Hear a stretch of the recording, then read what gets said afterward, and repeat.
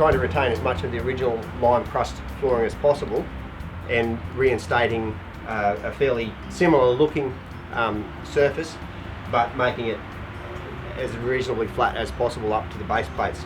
So once this replacement base plate is in, it'll sit slightly proud of the original floor height, so we can bring that into it and level it off as best as possible. So we've got hydrated lime and then off-white cement. We'll be mixing those in a ratio of 1 part hydrated lime, 1 part cement and 6 parts river sand to start with. That's one of the samples, and then we're going to also try a mix of this local, the sandy soil that the slab shed's built on.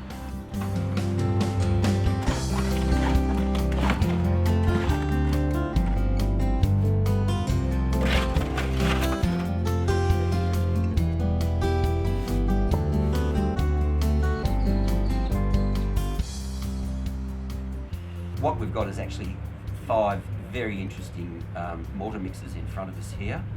A, B, C, D and E.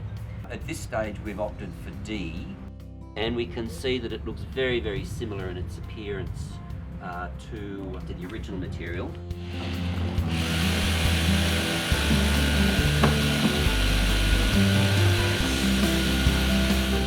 When you sweep all the dirt off, it's actually a really nice crazed look, which we'll have to try and replicate a little bit. The new floor, when we put that down.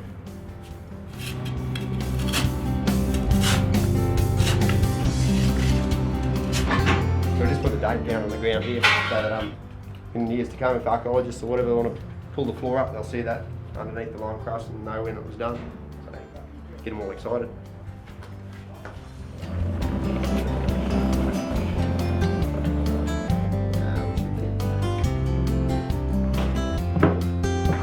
This mix will be a little bit, quite a bit thicker, so that cracking shouldn't occur in the new floor, but if it does, it's not so much of an issue because it will tie nicely back to the original floor as well.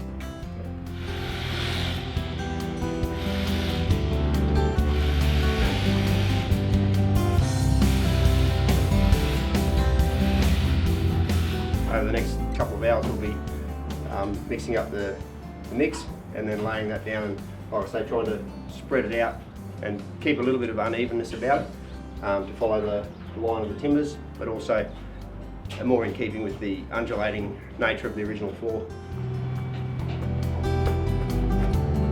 Mixing it in small batches, you'll get that slight inconsistency in the colour as well, which is what we want.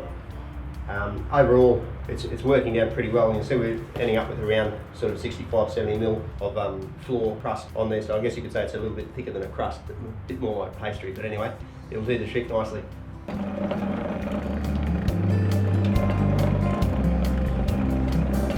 There's a bit of freestyle with the way this is done, but the trick is getting it to look neat, but not too neat. It's the last thing you want is for it to look like someone's come in and poured a new slab and just flattened it all off, because that's not how the original floor looked at all.